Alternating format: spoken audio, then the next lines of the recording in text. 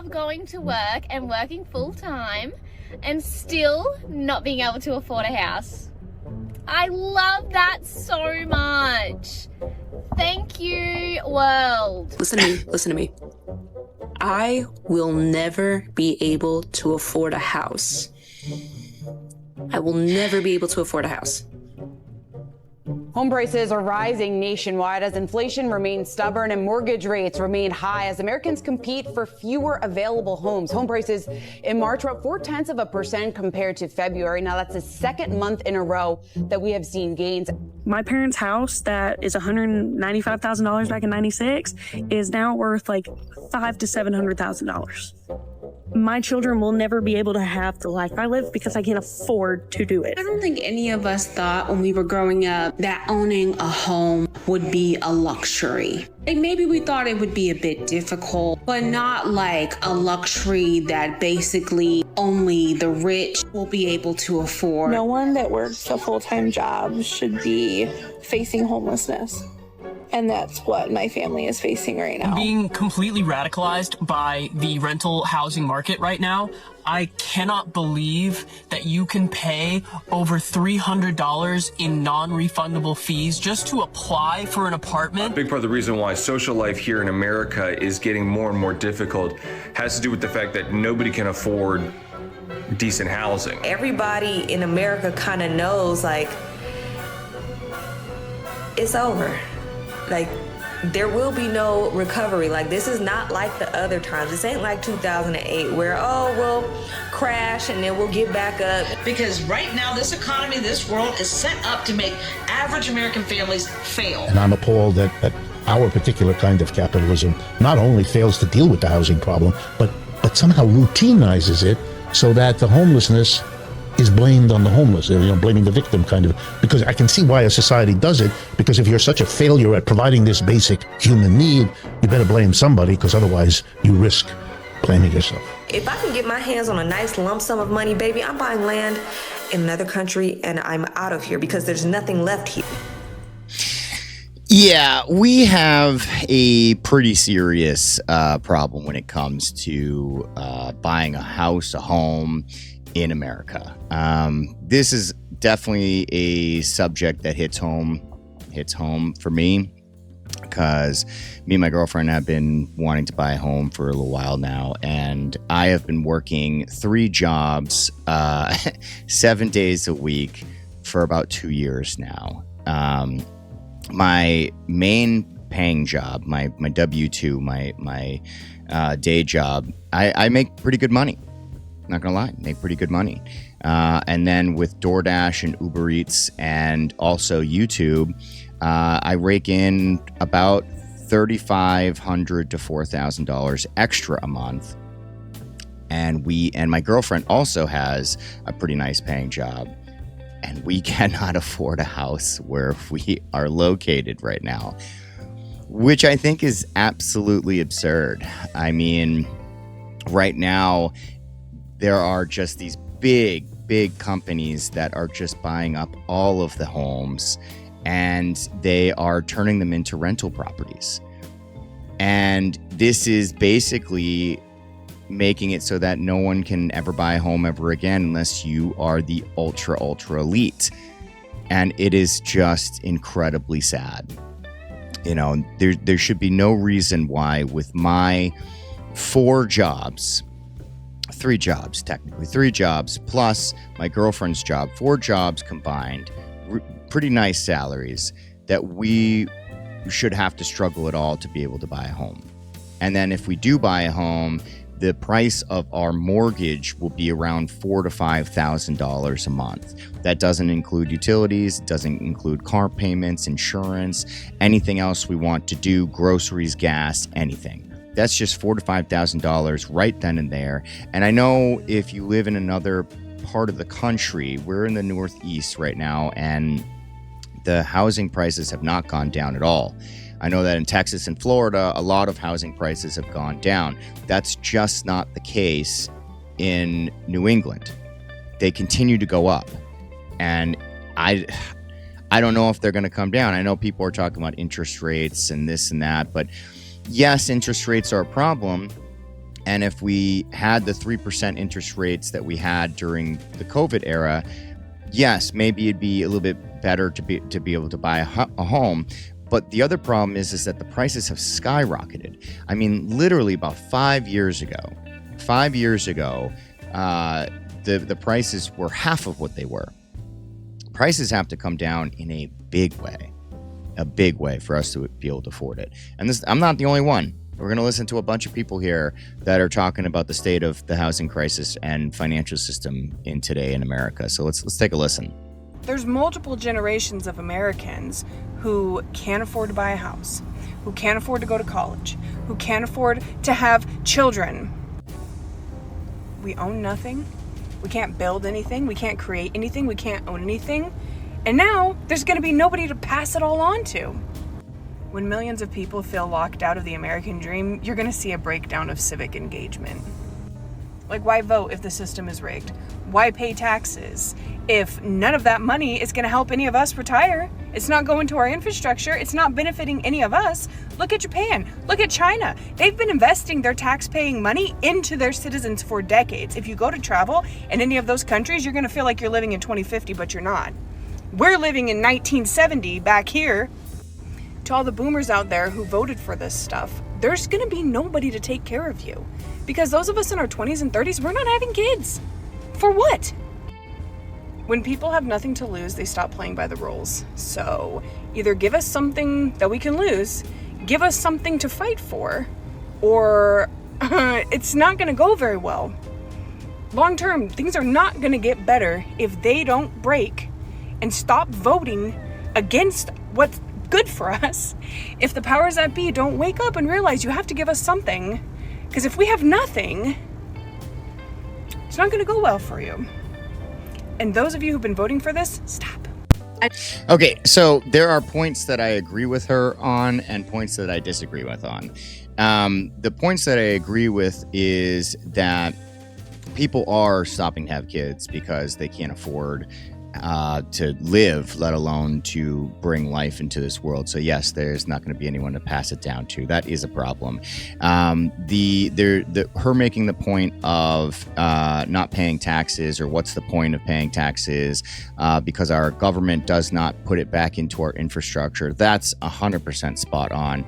Countries like Japan and China, they put all the money back into their infrastructure. That's why they have solar panels everywhere. They have electrical grids where when you walk on the streets, people do free electricity there. That's why their lights are always they have lights everywhere, because like they don't really pay anything for energy because they've invested back into their infrastructure. They have these cool trains, like futuristic trains and stuff. We don't have any of that stuff. We don't have any of that stuff. We have broken roads, homelessness. Like, we don't build anything. And for the last couple of decades, we've been buying all of our stuff from them.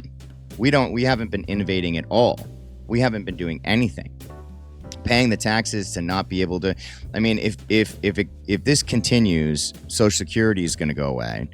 And that is a big problem. So then what have I been paying taxes for since I was 16 years old? So more than half my life now. What have I been paying for this entire time if I'm not going to benefit from it at the end when I need to retire? The thing I disagree with her on is that she was talking about boomers voting for it. I highly disagree with the fact that voting has anything to do with what's happening right now. I don't care what side you're on, left, right, middle, doesn't matter. There are big corporations that are controlling all of this, and it has nothing, there is no choice that we as the people could be making as far as voting to be able to change this whatsoever.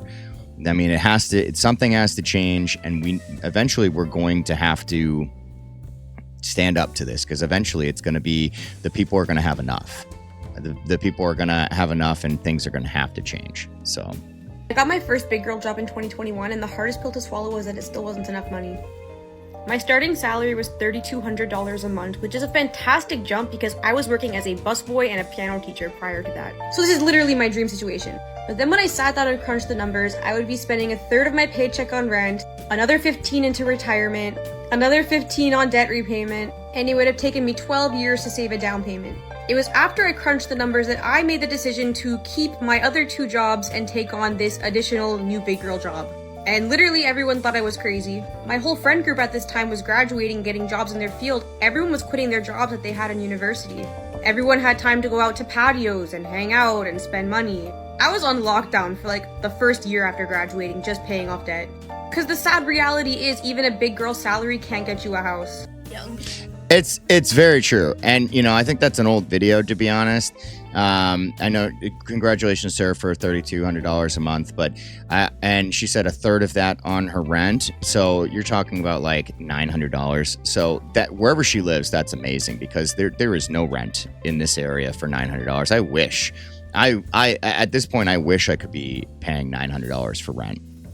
The rent here is for a 1-bedroom, $2,400 to $2,600 minimum, unless you want to live in a shack or live in somebody else's house with them. And I don't want to do that. I want to be able to have my own place with my girlfriend, not have to live in somebody else's home.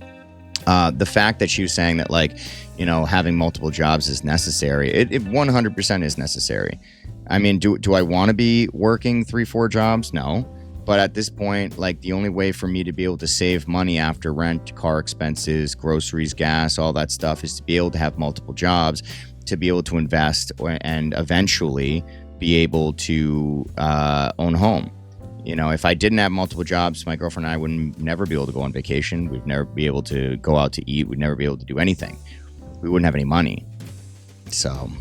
People just don't want to work. They don't want to work hard, and that's why so many young people can't afford to buy a home. Do you know how annoying it is for me to hear that as a realtor? Let's be very clear. A lot of our grandparents and our great-grandparents and Gen X and baby boomers, they bought their homes for 13 blueberries and a handshake. I was doing some research for a video I'm posting later, and somebody bought 80 acres of land in the mid-1800s for $100. That's like unfathomable to me. The average home in America today is going to cost you around $400,000.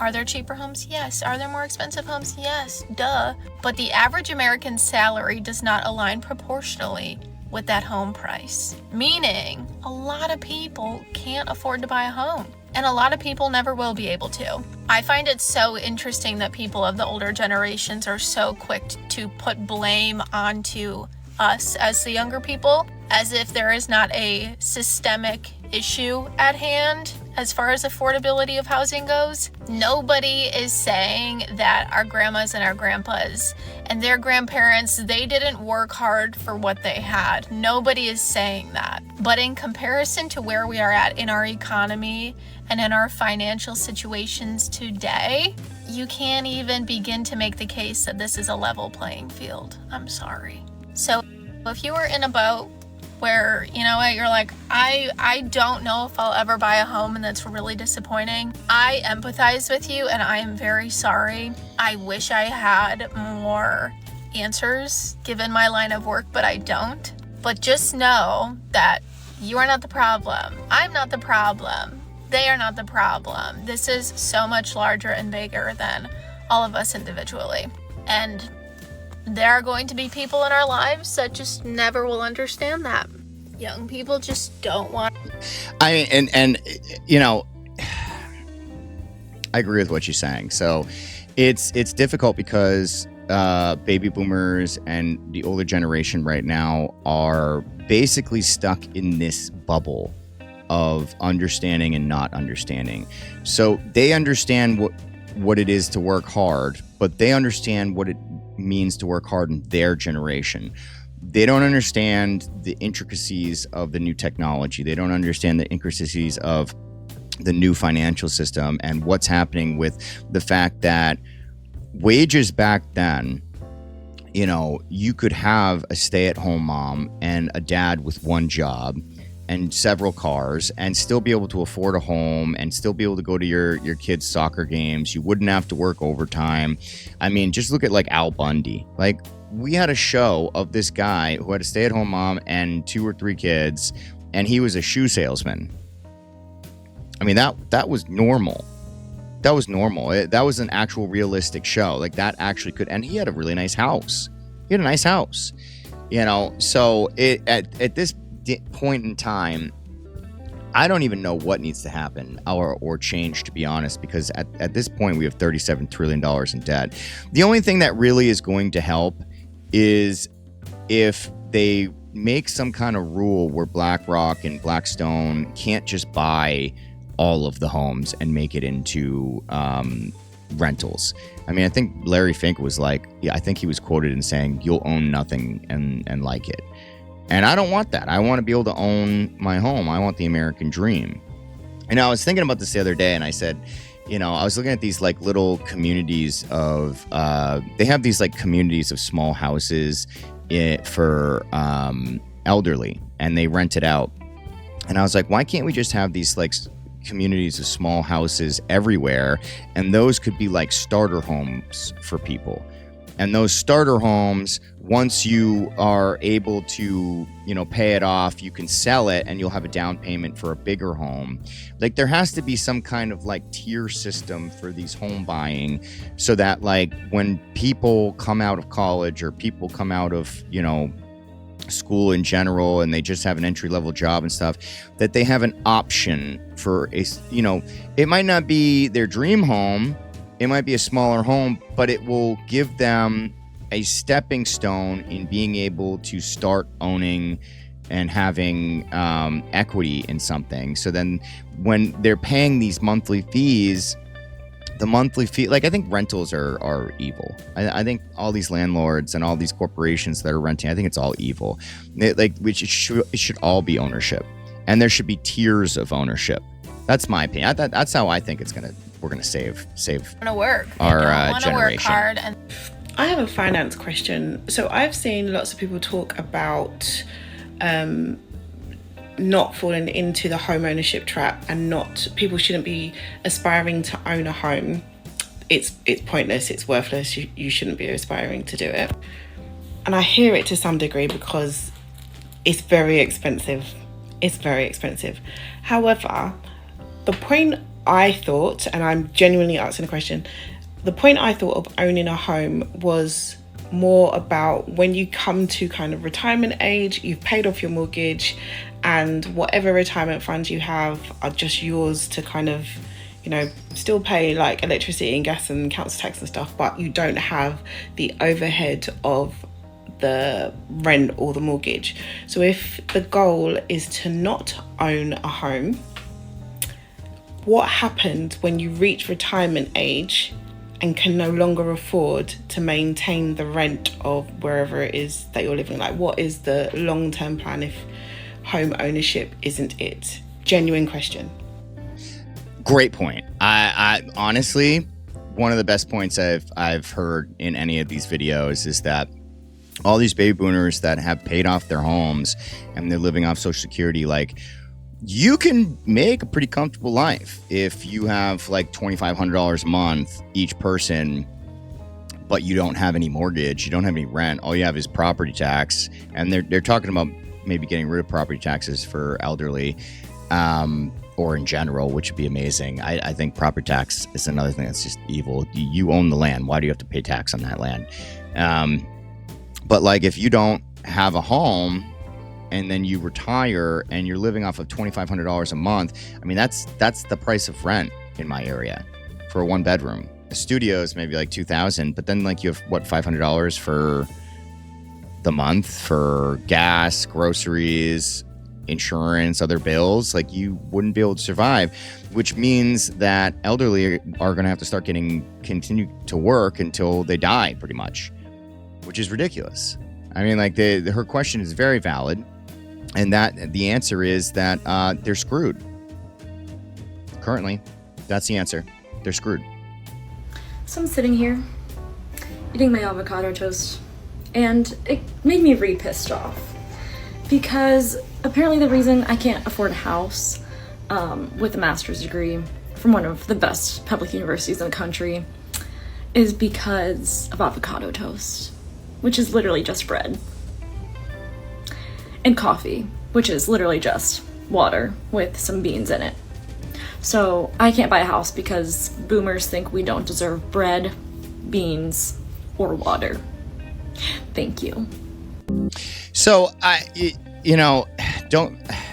a couple different topics in this video that I'm not going to get into, but the whole school thing,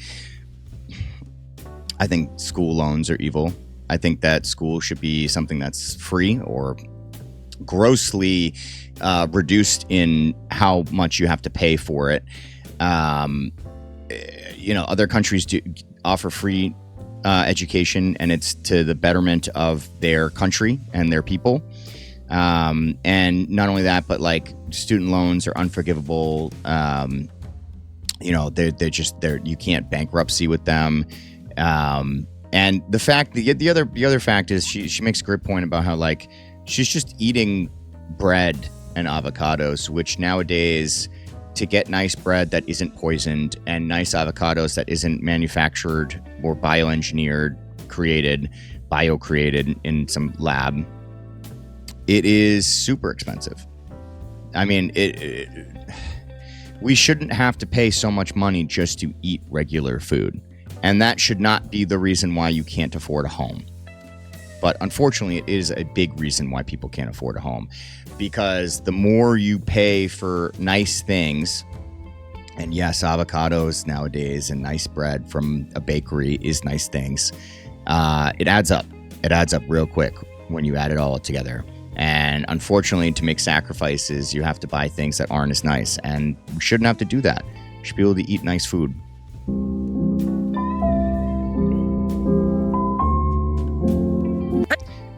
All right, so I couldn't really see what the... Realizing I got much higher education than my parents, but they bought a house at my age, and I bought this melon on sale. God, dude.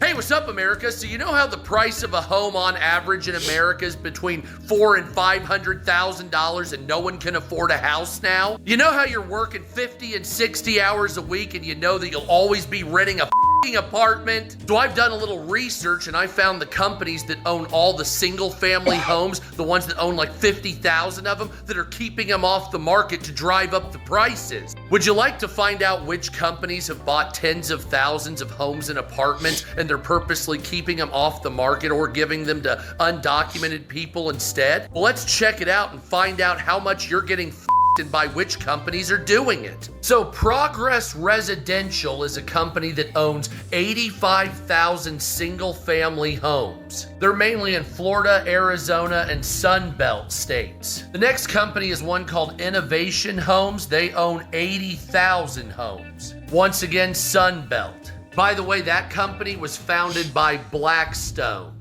So then you have American Homes for Rent. They have 60,000 homes across 22 states. They're the ones that have homes in the suburbs and around high-rated schools. Then you have First Key Homes. They have 50,000 homes and they're one of the most god-awful pieces of shit I've ever come across. You, First Key Homes, right there, bucko. Then you have Blackstone. They have 17,000 homes, but they also acquired 38,000 from Tricon Residential. Remember, that's the one where the guy went in and shot the person that was in charge of that for Blackstone in New York City when they attacked the NFL office. Then we have Pretium Partners. They own 19,000 homes in around the Atlanta area. Same thing with Amherst Holdings, another 19,000 homes in the Atlanta area. Then you have Vinebrook, that's 7,000 homes around Ohio, but they extend to Indiana. So believe it or not, all of those combined only make up 2.5% of the single family home market. So in the United States, there's approximately 82 million single-family homes, and 14 million of those are used as rental homes. The rest are either already owned or a trickle of them are on the market for sale. So when you look at the amount of rental homes and homes that are for sale, this significantly increases because, well, frankly speaking, you either own your home or you're renting. And most people own their homes from back in the day, but that number's dwindling as this number increases. Now, apartments, however, are absolutely different because a lot of corporations own a great deal of these. Now, there's 34 million apartments here in the United States. Most are consolidated in the single-family market. But you're now having a rise of corporations purchasing a great deal of them, trying to take control of vast swaths of the apartment rental market. Those include Mid-American Apartment Communities, or MAA,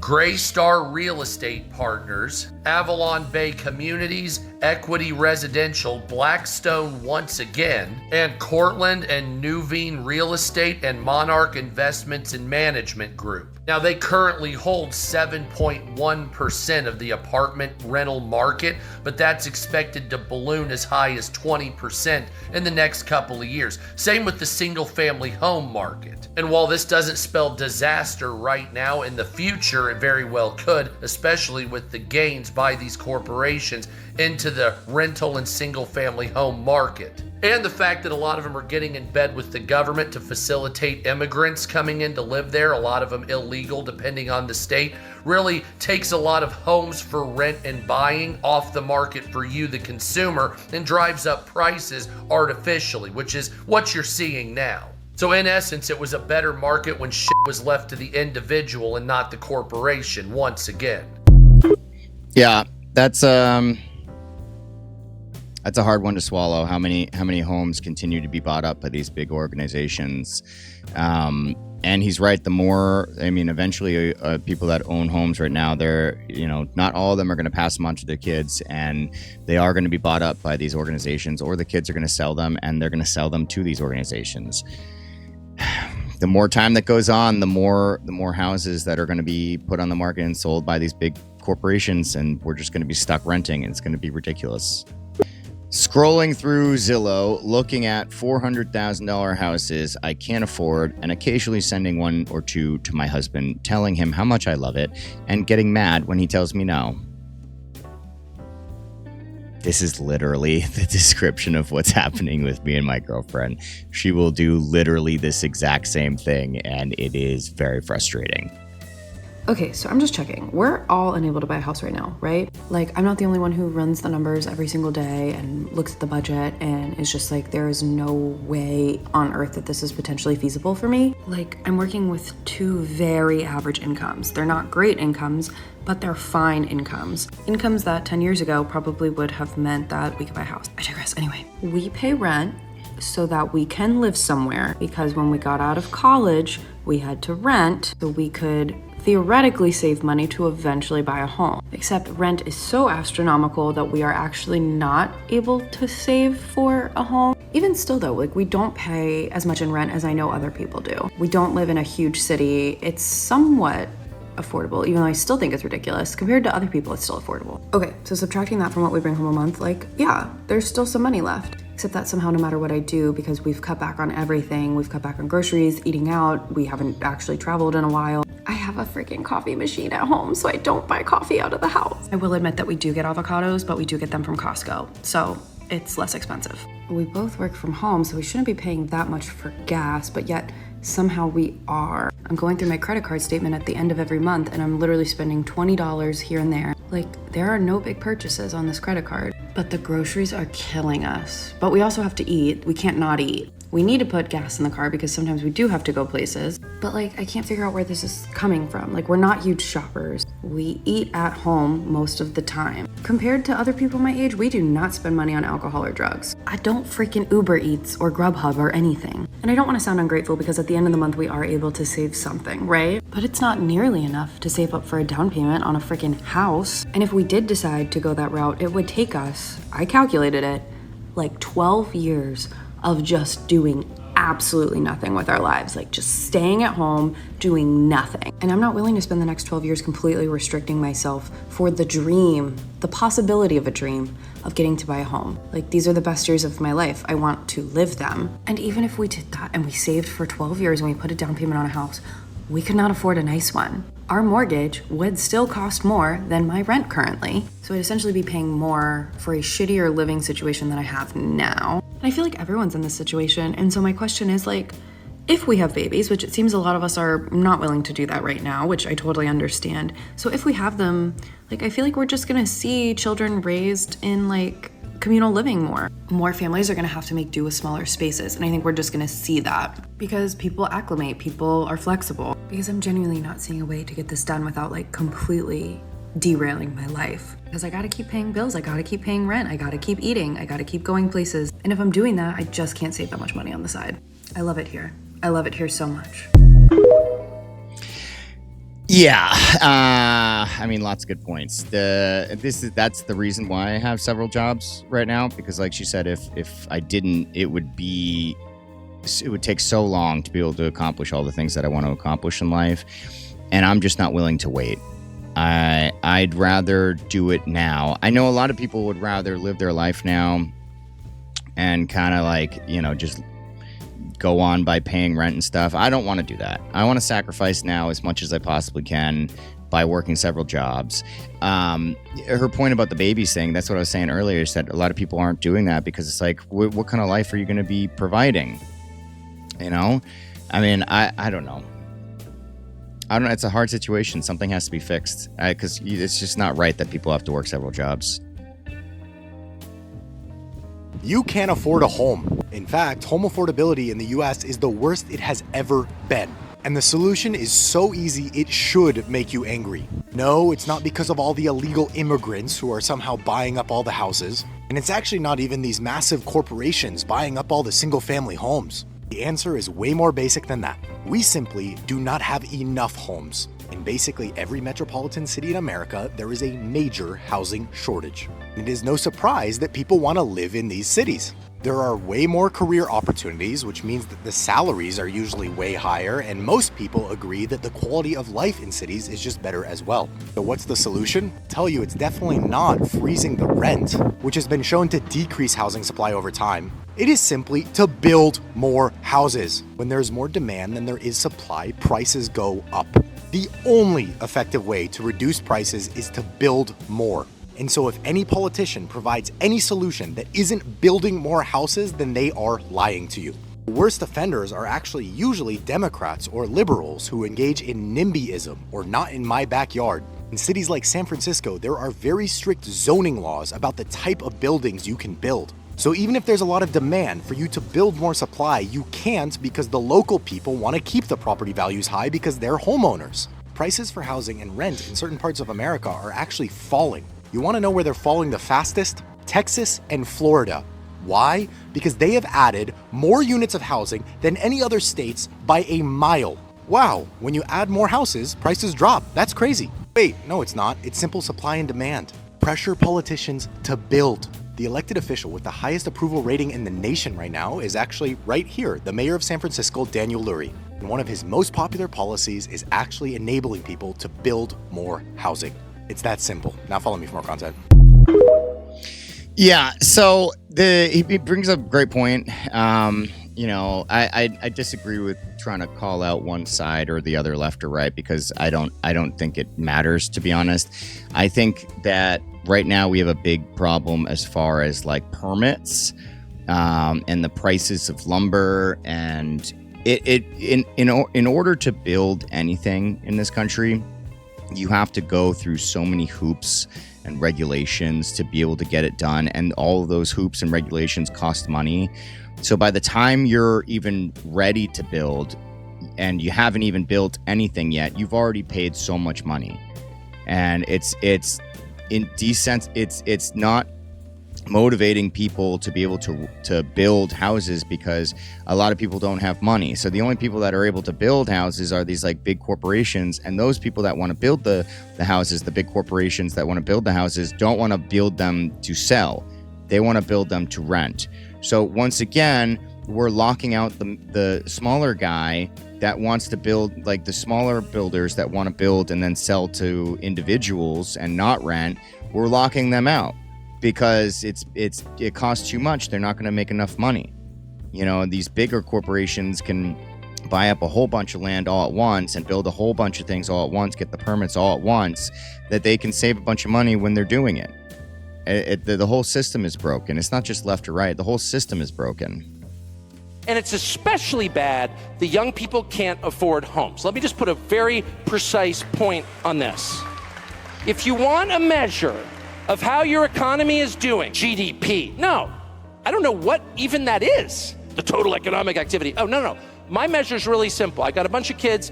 Can they afford houses with full-time jobs at like 27, 28? And the answer is no way. And the answer is that 35-year-olds with really good jobs can't afford a house unless they stretch and go deep into debt. That's a complete disaster. Why? 2 reasons. One, if people don't own things, they don't feel ownership of the country they're in. And the country gets super volatile because people feel like they've got nothing to lose. When you have a lawn, trust me, you're thinking long term. Second, it's really hard to have a family without a house. It's like super fun to live in an apartment if, there's like a bar downstairs, you're in a cool neighborhood. I'm in East Village, it's so cool. So you're not gonna have 3 kids there, you can't. Nobody wants to raise their kids in that neighborhood. Nobody wants to raise their kids in an apartment. People do it because they have to. Nobody wants to. People want a little house, not some McMansion, just a little normal house. That is the actual American dream. And that is what is totally unattainable for young people. And this goes back to what I was saying before, is that I think that there should be a bunch of little houses for sale for entry level at least, or maybe just not every entry level, just someone that wants to live in a smaller house. Not a tiny home, but like smaller houses that are more affordable. Like right now, the only people that want to build houses they want to make the most profit as possible, so they're building all these big houses that will sell for $4,000, $5,000, $6,000, $7,000, $9,000 houses. But the majority of people can't buy those houses. The only people that can buy those houses, again, are the corporations that are going to rent it out, or you're going to split it with somebody and live with somebody, or it's going to be a duplex or whatever it may be. We need to be able to build more houses and build smaller houses that are more affordable. So I'm just like most Americans. I want to own a home, right? But the thing about it is, the idea of owning a home is definitely an old, outdated idea. Let me jump into this. So what are they saying, right? The average price of a home right now is about, $400 and something thousand, right? And the average interest rate is like 6%, which means that would make your mortgage about $3,000 a month if you put 5% down. And that would include PMI. PMI is just pretty much a mortgage insurance just in case you default on your loan. But think about it. Can the average American, single person, afford $3,000 a month for their mortgage, right? Can they? Of course they can. Of course they can. Because before Corona, yes, before the virus, before whatever you want to call it, that house would be about $250,000. But because we had a influx of people bidding over certain prices, raising the price up in all markets all over America, now the price finally stabilized at somewhere that majority of Americans can't afford. Now, I live in New York City, Brooklyn, New York, primarily, right? Of course, our rents are going to be high. Our prices of homes are going to be high. But now, let's just say my parents, my dad, my mom, the people that live here, if they purchased a home back in the 90s for $150,000, that home might now have appreciated to $800,000. Now that's great for my dad or my mom and our older people, right? Because then they can retire and they can do a reverse mortgage, or they can sell their home because that is their equity. That is the money they can now cash out with and retire with, right? But now their children and or grandchildren can't afford to live in that neighborhood that they were born and raised in because now they're priced out of it, right? An $800,000 mortgage, just double it, right? I said $4,000 with 5% down, right? What did I say? That's $3,000. Now let's say an $800,000 home with 5% down. Just double it. It's almost $6,000 a month. What person can afford that, right? And that's why I sit and I look at the idea of how you would need to make an LLC and or business, right? And that business now can get money from the banks because it's a business. They trust you more, even though you're a new LLC, right? And now you can try your best and get a hard money loan and or find a creative way of financing to purchase that home so you can rent it out to people, right? But the average person like us, of course, won't qualify for $800,000 house. Now, even though that business would need about 20% down, they can get a hard money loan for 20% down. Let you try to go and get 20% down as a regular own personal your own social security number. That's not happening based on your credit. You're gonna probably need to be making over $200,000 to $250,000 a year just to be able to qualify for that. Come on. So that's why I'm at this point of we can do whatever we want to do to try our best to overcome it, but America now has become a renter's nation. No matter if you're in New York City, no matter if you're in the Northeast, Southeast, Midwest, yes, are there places and pockets that are beautiful, right? That are calm, that are relaxed, that are away from the city life. Even their prices have went up over time. And some people just don't want to live in the middle of nowhere, like an hour away from the closest Walmart. Some people don't want to do that. Some people want to be far away from it, but even then, those prices have went up, right? So that's part of most of the frustration. So I'm gonna bring it to a close here by saying it like this, right? I am one of the Americans that are sitting there saying the cost of living is just too high. Everything went up because of capitalism, once again, or just the free market. Well, what are people willing to pay? And maybe I'll talk about it in a separate video on why just rents have went up. So I really appreciate y'all. You have a good day. Thank you. Man. So, yeah, I agree with him on most of it. You know, the prices of everything have gone up. We can't afford it. It's an outdated model. Yes. Do I think that it's never going to be that way and there's no way to fix it? No, I'm going to go back to what I was saying before about how we need to build more homes, and we need to build different tiers of homes, not just the ultra elite homes. We need to build $150,000 homes, $200,000 homes, $250,000 homes, hell, like $100,000 homes. Like, we need to have tiers of homes. Those tiers of homes are what are going to be able to give people opportunities to build equity and then go into bigger homes later. And then they can sell that home to somebody who is going to, have a starter home. So I don't necessarily think that real estate really has to go up so much in value. I think real estate should be more used as a way to be able to build equity and then sell that equity to somebody else who's going to then start building equity, and you can use your equity into buying a bigger home.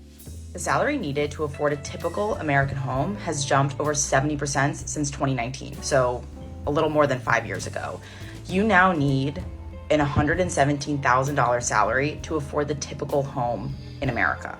And for context, the average income in America is around $66,000, $67,000. So most Americans will not be able to afford the average home in America. And when home ownership moves out of reach for millions and millions of people, and I'm sure many people are experiencing this right now, we are witnessing an offshoot of the death of the American dream and a cornerstone of American identity.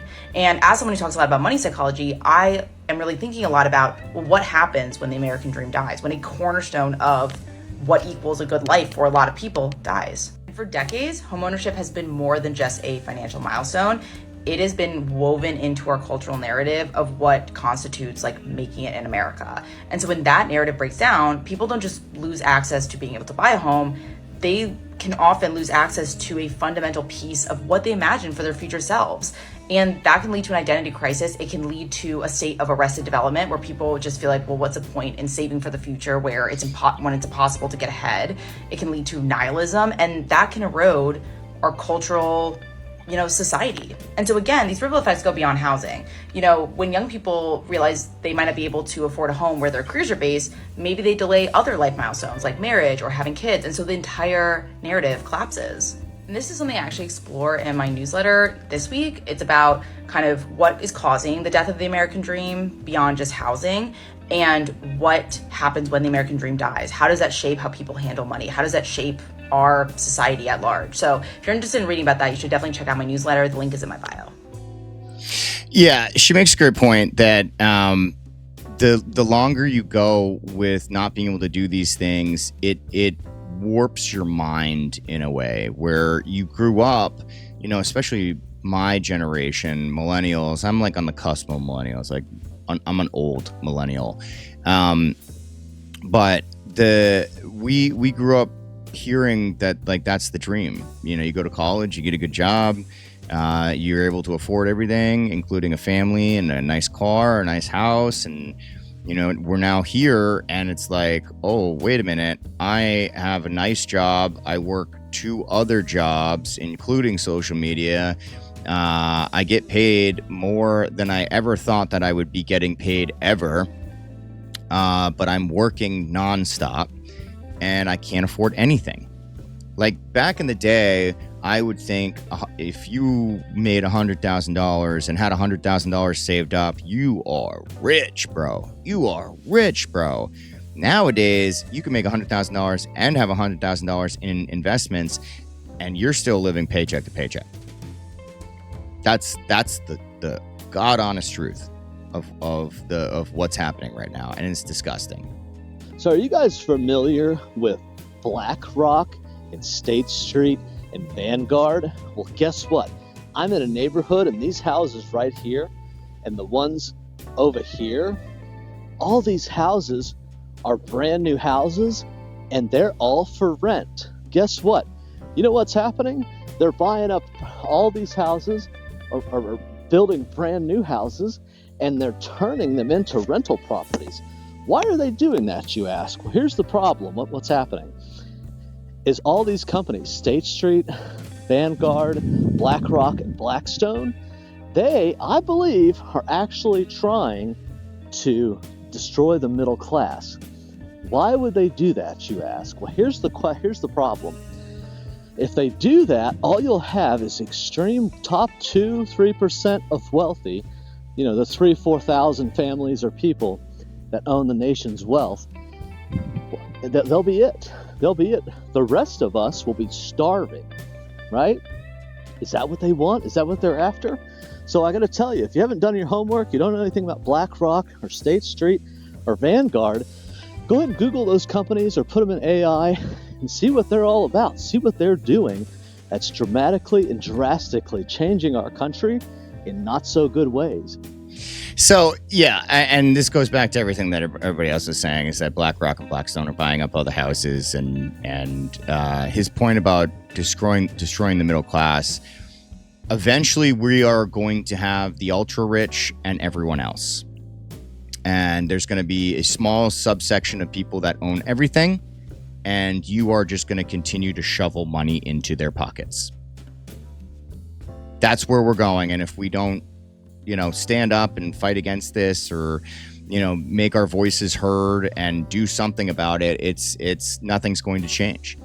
We need to change something, because it's just not fair that everybody's working ourselves to death and not being able to own things, and then 0.00001% of the world is going to own everything. Anyway, this topic hit home with me. I've been working very hard for the last 2 years, working literally 90 hours a week. Some people say, oh, you're lying. No, I stream. I can show you guys all the receipts. I work my butt off, and I still can't own anything. I hope soon that something will change and I'll be able to own something. But as of right now, it looks like my plans of being able to buy a house at the end of this year, I didn't make it. Because I have money, but I'm not going to spend money on a house that possibly the next 2 or 3 years could go down in value. And I don't want to be house poor by having a $5,000 mortgage. It just doesn't make any sense. So I guess we're going to be renting until then, and I'm just going to continue to try to put money away and save. Have any of you guys had this problem? Are you trying to save for a house and can't afford things? I'd love to know your thoughts down below in the comments. Again, I think that the idea of tier systems, not tier systems, but like a system of tiered homes, where like you could start buying a house, and then like after a couple years of getting equity, you can, you know, sell it, get into a bigger house or a medium-sized house, build equity into that. You get a family, and then you sell that. You buy a bigger house. And, you know, there should be ways to be able to upgrade your life depending on, you know, your job or your equity or anything like that. And there shouldn't be all these people that own so much of everything when we, the normal people, can't own anything. Anyway, I hope things change. We gotta come together as a group of people. It's we the people versus the government. It's not left or right. It's we the people versus the government. And something needs to change against these big corporations. It has to happen. Let me know what your thoughts are down below. Remember to like, comment, share, do all the awesome things that I know you people